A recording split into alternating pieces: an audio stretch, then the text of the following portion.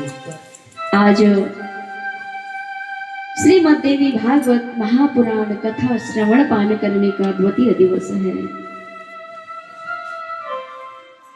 और यह परम सौभाग्य तब प्राप्त होता है जब आपको अपनी ही कुल देवी देवता और इष्ट देवी देवता की कृपा प्राप्त होती है और सर्व जगत कल्याण दायक भगवान शिव की जब अपार कृपा होती है तभी उनके दिव्य शक्ति की महिमा वर्णन श्रवण पान करने का अवसर प्राप्त होता है। भक्तजनों, जब सृष्टि के आरंभ में, मैंने कल की कथा में भी आपको लगभग बता चुकी है कि सृष्टि के आरंभ में जब दिन का गठन किया गया तो 365 दिन का एक वर्ष गठन हुआ और इन 3 वर्षों में 40-40 दिन का विभाजन किया गया। और ग्रंथों में श्रीमद् देवी भागवत महापुराण में वर्णन है कि इस श्रीमद् देवी भागवत महापुराण में कुल 12 स्कंद हैं, 300 अध्याय हैं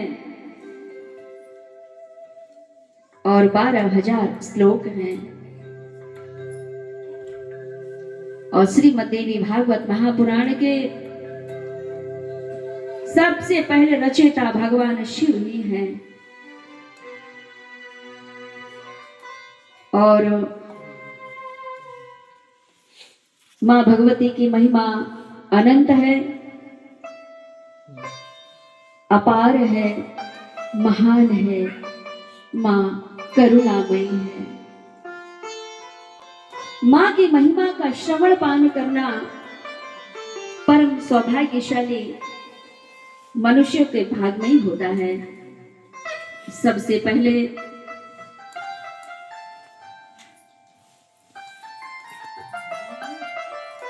यह कथा सुखदेव जी मुनि महाराज ने राजा परीक्षित को सुनाई थी। इसके बाद राजा परीक्षित के पुत्र राजा जन्मेजय को उनके ही पिता वेद व्यास जी ने सुनाई थी। उसके बाद 88,000 ऋषियों सहित नैमिषारण्य में कथा जब चल रही थी तब वेद व्यास जी जब कथा सुना रहे थे तो सुखदेव मुनि महाराज भी वहां विद्यमान थे और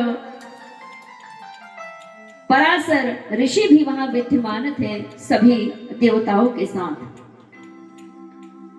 कथा प्रसंग को हम आगे ले जाते हैं और इसके पहले मां भगवती की महिमा का श्रवण पान करने के पूर्व ही भगवती का हम नाम चिंतन कर लें, क्योंकि संगीत भी भगवत भक्ति का चौथा पड़ाव है, चौथा आश्रम कहा जाता है। चौथी भक्ति में आता है संगीत। तो भगवती की सबसे पहले हम वंदना कर लें।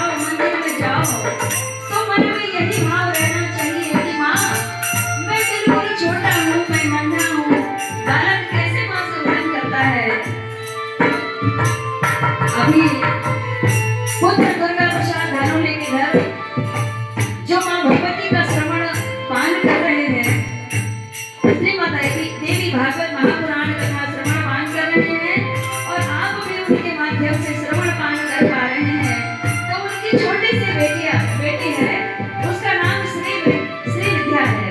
तो श्री विद्या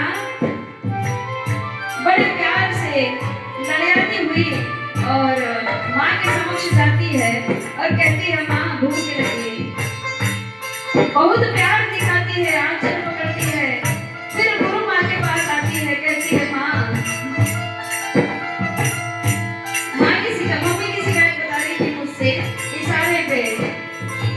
इसी प्रकार आप अपनी माँ के समक्ष जाकर के माँ विंध्यवासिनी के मंदिर में जाते हैं या फिर अपने पूजन स्थान पे अपने घर में ही बैठते हैं, तो मन में भाव बस यही रखें, हे भगवान माँ मैं तेरा छैया हूँ और तू मेरी मैया है। माँ मैं तेरा छैया हूँ और तू मेरी मैया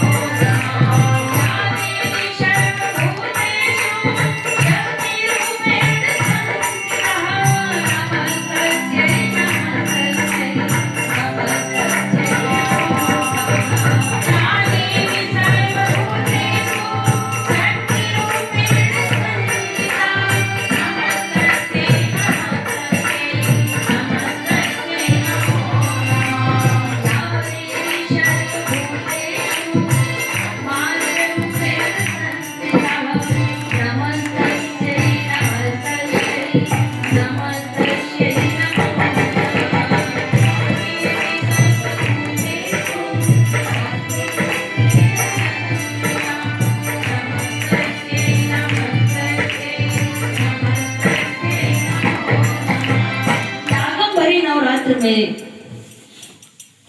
शाकंभरी शाकंभरी नवरात्र 2025 में मैंने देखे कि ग्राम मेहंदी जिला नागपुर की पावन धरा में मां भगवती राज राजेश्वरी महाविद्या शक्ति पराविद्या शक्ति का बड़े धूमधाम से जगराता मनाया जा रहा था। बड़े दूर दूर से नर नारी भक्त जनों ने भगवती के पावन श्री चरणों में समर्पित होकर और बड़े ही सुंदर मन भावन भगवती का श्रृंगार करते हुए अखंड ज्योत प्रज्वलित करके और अपने स्वयं के जीवन में चल रहे संपूर्ण अंधकार से जीवन को मुक्त करके और दिव्य प्रकाश में होने के लिए भगवती के श्री चरणों में समर्पित हुए। और आप बड़े परम सौभाग्यशाली हैं कि शाकंभरी नवरात्र के परम पवित्र पावन दिवसों में आपने मां भगवती श्री पराविद्या शक्ति 9 देवी शक्ति 10 महाविद्या शक्तियों के दिव्य महिमाओं का वर्णन श्रवण पालन करने के लिए यह अवसर निकाला है। और इन गुप्त नवरात्रों में ही अगर जो भक्त श्रीमद देवी भागवत महापुराण कथा श्रवण पान करता है, उस भक्त को जो भागवत करा रहा है, श्रीमद देवी भागवत महापुराण श्रवण पान करने का जो भक्त संकल्प लेता है और जो भक्त सुनता है, उनके जीवन के पिछले अनेक अनेक जन्मों के पाप कर्मों से वह मुक्त होता है। ऐसी परम पतित पावनी मोक्षदायिनी है मां भगवती श्रीमद देवी भागवत महापुराण कथा।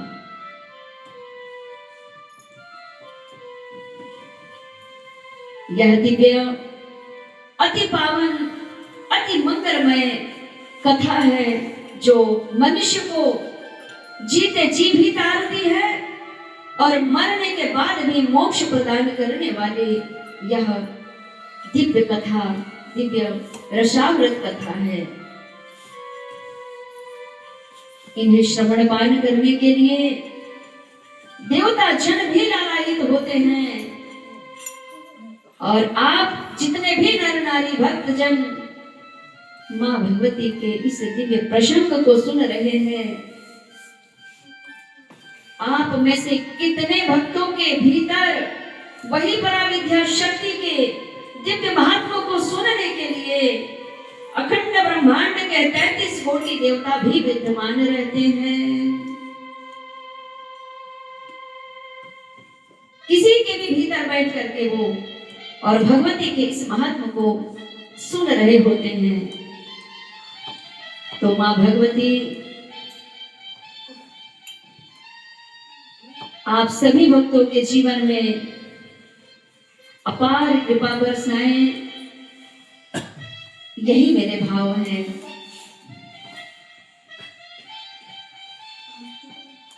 भगवती के आज द्वितीय दिवस के प्रसंग में आपको लेकर चलते हैं। आज की कथा में भगवान श्री कृष्ण और प्रसेन कथा महात्मा का श्रवण पान हम करेंगे। भक्तजनों, द्वारिका में भोजवंशी राजा सत्राजित रहता था। यादवों का एक बार इकट्ठे मिलन हुआ तो एक यदुवंशी ने भगवान श्री कृष्ण से कहा कि भगवान सूर्य देव उनसे मिलने आ रहे हैं, तो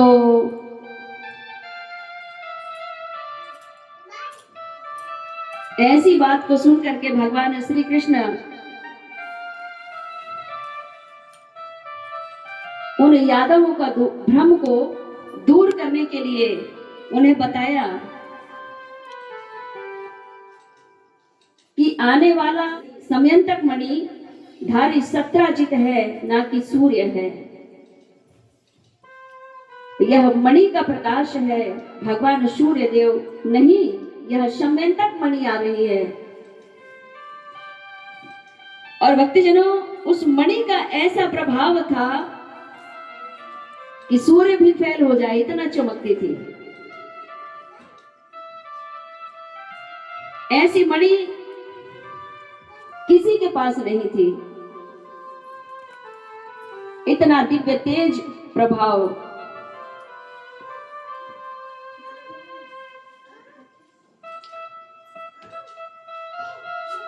और उस मणि को जो धारण करता था तो 8 किलो सोना वह मणि रोज उसे प्रदान करती थी। और इस दिव्य मणि को पाने के लिए भगवान कृष्ण ने इच्छा प्रकट की कि यह मणि मुझे प्राप्त हो जाती,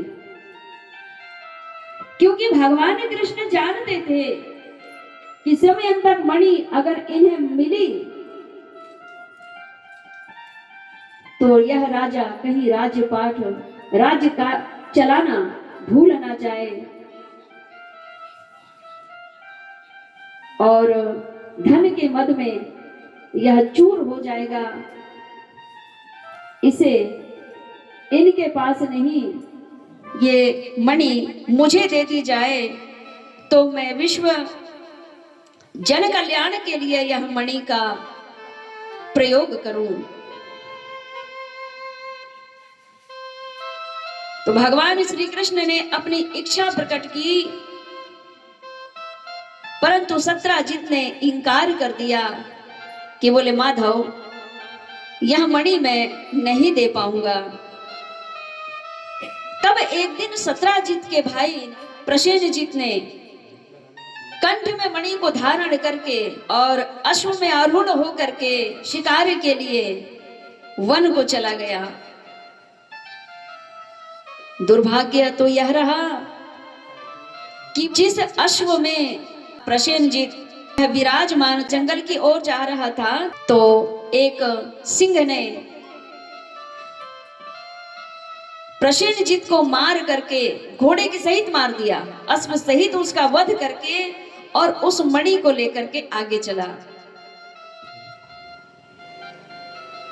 और संयोग ऐसा हुआ कि वह शेर लेकर के चला जा रहा था मणि, तो उधर जामवंत की नजर पड़ गई।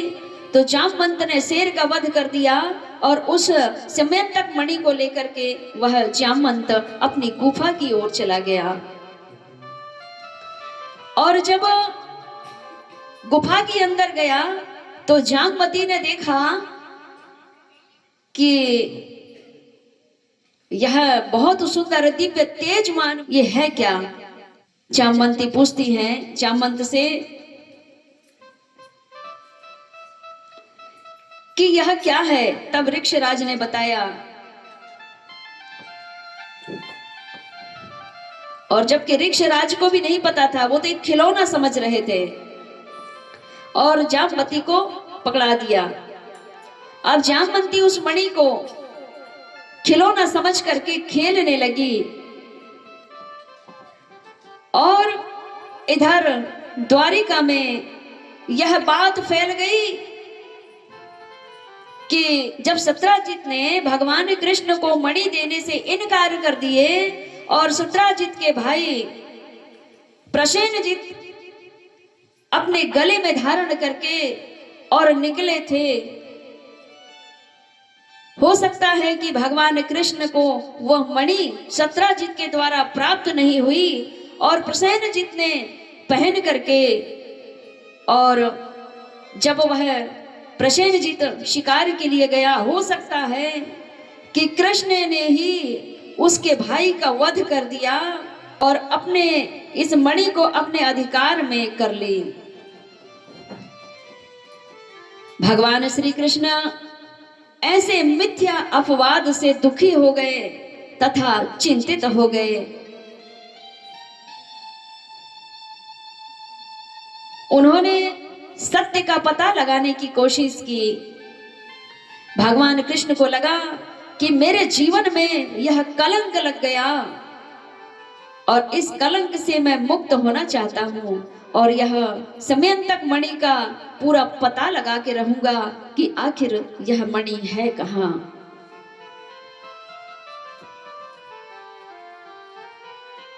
और प्रसन्न चित्त की खोज में भगवान श्री कृष्ण जी निकल गए। और क्या देखते हैं, प्रसन्न जी जंगल की ओर जा रहा था तो घोड़े की टाप देखते हुए भगवान कृष्ण उसके पीछे गए और जाके देखते हैं सिंह ने प्रसेनजीत से मणि छीनी और जंगल की ओर भागा। अब उसकी लाश वहीं पड़ी और फिर शेर के पैर देखते देखते भगवान कृष्ण आगे बढ़ते हैं तो वह शेर भी मरा पड़ा है और वह शेर को मृत अवस्था में भगवान श्री कृष्ण देखते हैं तो फिर वहां ऋक्षराज के पैर लगे हुए थे।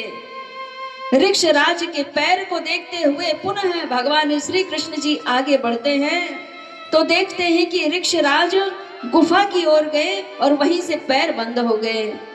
जाकर के देखते हैं तो भगवान कृष्ण गुफा के अंदर गए तो लेकिन भगवान कृष्ण के साथ जितने साथी गए थे उन सभी से कहा कि तुम इस गुफा के अंदर प्रवेश नहीं करोगे, मैं केवल अकेला ही जाऊंगा। सारे साथी गुफा के बाहर खड़े रहे और भगवान कृष्ण जब अंदर जाकर के देखते हैं तो जामवती उस मणि को खेल रही थी। भगवान श्री कृष्ण ने उस मणि को लेने की जामवती से कोशिश की। ऋक्षराज सामने आ गए और भगवान श्री कृष्ण से कहते हैं कि इस मणि को तुम प्राप्त नहीं कर सकते और अगर इस मणि को आप प्राप्त करना है तो आपको मुझसे युद्ध करना होगा। भगवान श्री कृष्ण युद्ध के लिए तैयार हो गए और परा अम्बा जगदम्बा की महिमा ऐसी हुई।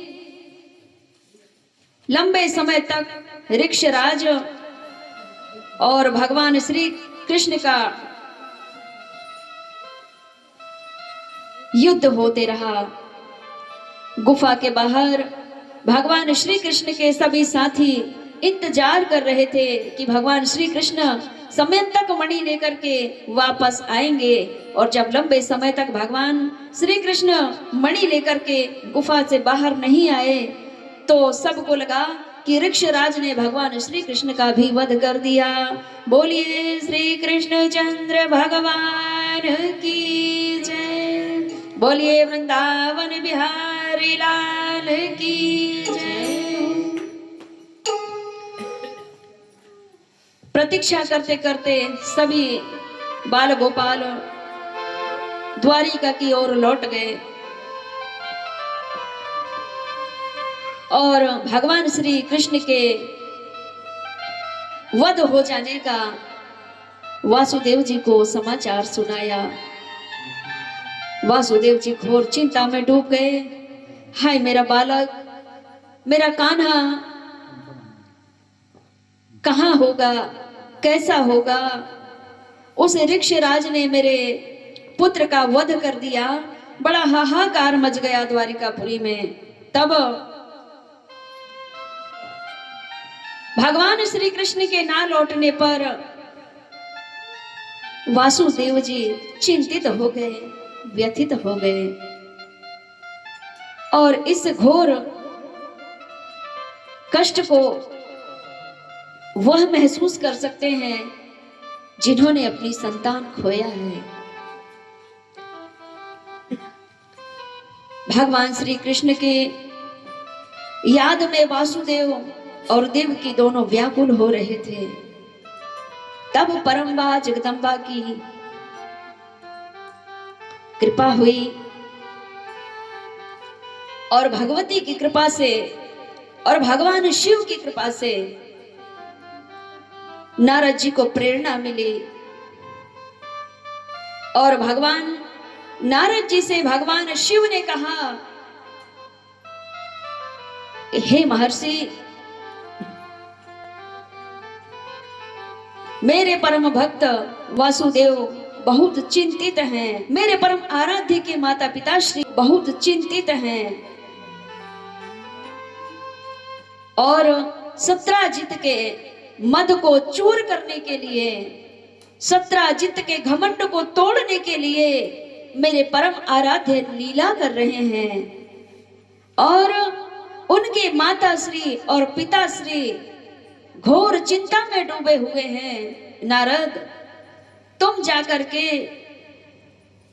मेरे परम आराध्य के माता पिता श्री को मेरे हृदय प्रिय प्राण वल्लभा दिव्य शक्ति, पराशक्ति, पराविद्या शक्ति की दिव्य महिमा का वर्णन श्रवण पान करने के लिए वासुदेव जी को आप मार्गदर्शन दीजिए। परा पश्यन्ति मध्यमा वेखरी, इस विधि से परा अम्बा जगत तारणी की दिव्य महिमाओं का वर्णन श्रवण पान करने के लिए कहें, और इसके बाद मेरे परम आराध्य पुनः लौटेंगे दिव्य शक्ति के साथ और सम्यंतक मणि के साथ। तो आप जाइए। भगवान शिव की कृपा से, भगवान शिव के आदेश से देव ऋषि नारद जी द्वारिकापुरी में आए और वासुदेव जी से भगवान श्री कृष्ण के सकुशल वापस लौटने के लिए श्रीमद् देवी भागवत महापुराण कथा श्रवण पान करने का समाचार सुनाया। तब वासुदेव जी ने कहा कि हे ऋषिराज, यह मां भगवती का दिव्य महिमा, दिव्य कृपा प्राप्ति का मार्ग श्रीमद् देवी भागवत महापुराण श्रवण पान करने का मुझे कब सौभाग्य प्राप्त होगा। तब मां भगवती की दिव्य महिमा, दिव्य कृपा का वर्णन श्रवण पान करने के लिए नारद जी ने वासुदेव जी को बताया, समझाया। तब वासुदेव जी ने कहा, करुण क्रंदन पुकार करते हुए कहा, हे ऋषिराज, हे देव ऋषि, अब मुझे याद आ रहा है वह दिव्य शक्ति, पराशक्ति, पराविद्या शक्ति, जब मैं देवकी के साथ कंस के कारागार में था और कंस ने हमारे 6 पुत्रों को मार दिया था। उसी समय हम दोनों पति पत्नी बहुत ही असंतुलित हो गए थे, व्याकुल हो गए थे। उसी समय मैंने अपने कुल पुरोहित महर्षि गर्ग ऋषि को बुला करके उनसे अपने दुखों की निवृत्ति का उपाय पूछा था। तो पूज्य गुरुदेव ने मुझे श्रीमद् देवी भागवत महापुराण महत्व सुनने के लिए मुझे प्रेरणा दी थी और मां भगवती का श्रीमद् देवी भागवत पारायण करने को कहा। मैंने उनसे निवेदन किया था कि कारागार में पड़े पड़े रहकर मेरे लिए विधि विधान से भगवती की पूजन आराधना कैसे हो पाएगी। आप ही मेरी ओर से मेरे लिए यह अनुष्ठान करने की कृपा करें। मेरी प्रार्थना को स्वीकार करके गर्ग ऋषि ने मुझे विंध्याचल पर्वत में जाकर के और ब्राह्मणों के साथ देवी की आराधना और विधि पूर्वक श्रीमद् देवी भागवत महापुराण नवाग्रह पारायण किया और संपूर्ण पाठ समाप्ति पर मुनीश्वर ने मुझे आकर बताया, हे वासुदेव, मां भगवती स्वयं देवी प्रसन्न होकर के और आकाशवाणी की थी, मेरी प्रेरणा से विष्णु नारायण भूभार हरण के लिए वासुदेव देवकी के घर अवतार धारण करेंगे। जब जब आकाशवाणी होती है देवताओं के लिए, तब तब महामाया माँ भगवती विंध्यवासिनी ही श्री माया बनकर के आकाशवाणी करती हैं। आज भी इस गांव के परम उद्धार परम कल्याण के लिए माँ भगवती विंध्यवासिनी की कृपा से ही यह विंध्याचल धाम मेहंदीपुर जिला नागपुर की पावन धरा पर भगवती का यह दिव्य महिमा श्रवण पान कर रहे हैं। तो सब मिलकर के एक ही स्वर में संपूर्ण नर नारी भक्त बाल वृद्ध सभी जन भगवती विंध्यवासिनी का जोर से जयकारा लगाएंगे। बोलिए विंध्यवासिनी मैया की जय हो, बोलिए जगत तारिणी मैया की जय हो। भगवती के कृपा हुई, आकाशवाणी हुई थी और उस आकाशवाणी में यही हुआ कि माँ भगवती वासुदेव जी के घर में महामाया के स्वरूप में प्रकट होंगी और ऋषियों की वाणी ऋषियों के द्वारा किया गया, तब ऋषि मुनियों के द्वारा किया गया जब अनुष्ठान कभी विफल नहीं होता। अगर आपके जीवन में किसी भी प्रकार की समस्या चल रही हो, आप घोर कष्ट में जूझे हुए हो, अगर आपको असाध्य रोग हो गया हो, तो भी आप स्वयं मंत्र जप नहीं कर सकते हैं, तो साधक सिद्ध महापुरुषों के द्वारा ऋषियों के द्वारा माँ भगवती आदि शक्ति ब्रह्म शक्ति महाविद्या शक्ति ब्रह्मास्त्र महाविद्या शक्ति माँ बगलामुखी अनुष्ठान करवा सकते हैं। आपको पूर्ण फल की प्राप्ति होगी। अगर आप माँ भगवती विंध्यवासिनी की दिव्य पूजन अर्चन विधिवत स्वयं नहीं कर पा रहे हैं और किसी ऋषि मुनि तपस्वी जनों के द्वारा अगर आप साधक सिद्ध महापुरुषों के द्वारा माँ भगवती विंध्यवासिनी की दिव्य पूजन अर्चन विधिवत करवाते हैं तो पूर्ण फल आपके खाते में अवश्य आएगा। आप नहीं चाहेंगे माँ विंध्यवासिनी की कृपा आपके जीवन में हो? आप सभी की कुल देवी तो है कि नहीं बताएं? कौन कौन बता रहे हैं कि नहीं है कुल देवी हमारी विंध्यवासिनी? सभी की है ना? है तो जोर से बोलो, बोलिए विंध्यवासिनी मैया की जय। इस प्रकार जब वासुदेव जी के 6 पुत्रों को कंस ने मार दिया और यथावत वैदिक परंपरा द्वारा विंध्याचल में मां विंध्यवासिनी की पूजा आराधना संकल्पबद्ध अनुष्ठान गर्ग ऋषि के द्वारा हुआ। जब गर्ग ऋषि ने विधि पूर्वक अपने हृदय प्रिय भक्त वासुदेव के लिए 6 पुत्रों का मारण 6 पुत्रों को जन्म दी माता देवकी और वासुदेव जी ने, और एक भी पुत्र साथ में नहीं है।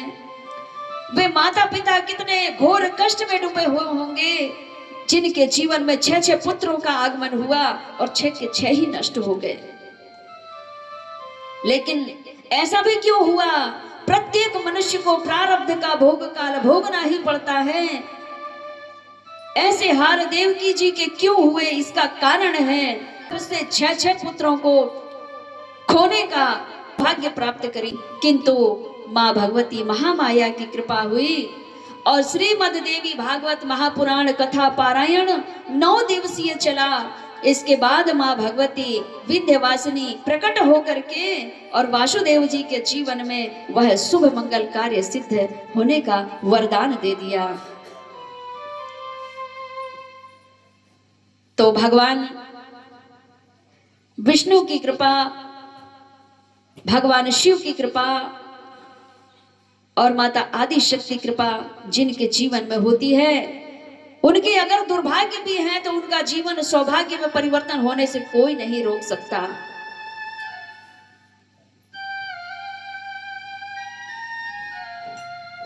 इस आकाशवाणी की दिव्य महिमा, विष्णु जी की कृपा,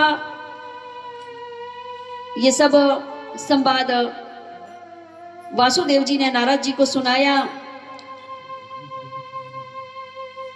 तो फिर भगवान वासुदेव जी ने कहा कि हे देव ऋषि, इसके पहले भी माँ भगवती आदि शक्ति पराविद्या शक्ति ने मुझे आशीर्वाद दिया था आकाशवाणी करके, और भगवती का आशीर्वाद पूर्ण हुआ और भगवान श्री कृष्ण का प्राकट्य हुआ था। और आज मैं पुनः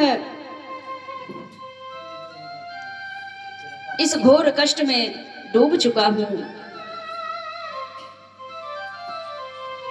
कंस के कारागार में जब हम दोनों पति पत्नी फंसे हुए थे, तब मां भगवती अवतरित हुई और कंस का उद्धार हुआ। आज पुनः वह बेला आई है। हे देवऋषि नारद, आपने मुझे याद दिला दिया कि पुनः मेरा पुत्र कृष्ण इस घोर संकट में फंसा है। और हे ऋषिवर, अगर आप कह रहे हैं कि मेरा पुत्र पुनः वापस आएगा, तो मैं आपकी वाणी को देववाणी समझकर, ब्रह्म वाक्य समझकर, और मैं संकल्प लेता हूं कि मैं श्रीमद् देवी भागवत महापुराण कथा श्रवण पान अवश्य करूं और मेरा पुत्र कृष्ण पुनः वापस आए। और जो दोष मढ़ा जा रहा है मेरे पुत्र कृष्ण को, तो इस दुख से मुक्त हो और इस ऋण से मुक्त हो, इस कलंक से मुक्त हो। तत्काल ही देवर्षि नारद जी की कृपा से वासुदेव जी ने 9 दिवसीय श्रीमद् देवी भागवत महापुराण श्रवण पान किया। और जब लंबे समय तक भगवान कृष्ण और जामवंत का युद्ध चला, और जब भगवान कृष्ण नहीं हारे, तो जामवंत जी समझ गए कि यह कोई साधारण नहीं है, और हाथ जोड़ करके, संक्षेप में हाथ जोड़ करके भगवान के समक्ष जामवंत जी खड़े हो गए और उन्होंने कहा कि भगवान, मैंने आपको पहचान लिया, आप तो साक्षात नारायण हैं। मैं यह मणि, समयंतक मणि भी आपको देता हूं, और साथ में यह जामवंती को, इन्हें भी साथ ले जाए। भगवान की कृपा हुई और भगवान श्री कृष्ण जी समयंतक मणि लेकर के और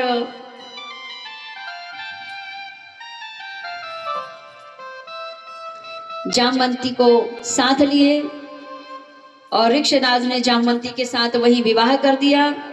जामवंती को लेकर और समयंतक मणि को लेकर के भगवान गुफा से बाहर आते हैं। इधर द्वारिकापुरी में 9 दिवसीय श्रीमद् देवी भागवत महापुराण कथा संपन्न हो चुकी थी। सभी नर नारी भक्तजन नगर के भोग लगा रहे थे, भोजन कर रहे थे। कथा समापन हुआ, नगर भोज हुआ, ब्राह्मण भोज हुआ, और जब ब्राह्मणों को दक्षिणा देने की बारी आई, तो उस समय सब सावधान थे। भगवान श्री कृष्ण के पिताजी वासुदेव बस राह देख रहे हैं। दक्षिणा संपन्न हो गई और ब्राह्मण देवता जन आशीर्वाद देने वाले ही थे, और बस हाथ उठाए हैं ब्राह्मणों ने, और इतने में भगवान कृष्ण ही आ गए। बोलिए कृष्ण कन्हैया लाल की जय।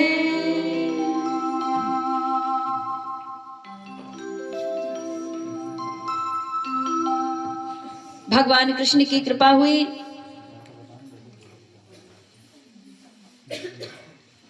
और पुनः भगवान श्री कृष्ण लौट के आए। जिस प्रकार भगवती ने भगवान कृष्ण के माता पिता के जीवन में कृपा बरसाई है, इसी प्रकार कृपा आप और हम सभी भक्तों के जीवन में कृपा बरसाती रहे। और मेरे जीवन में माँ भगवती पराम्बा जगत अम्बा जगत तारिणी की कृपा जिस प्रकार हो रही है, इस प्रकार आपके भी जीवन में भगवती की कृपा अपार बरसती रहे। हमें सदा मिलता है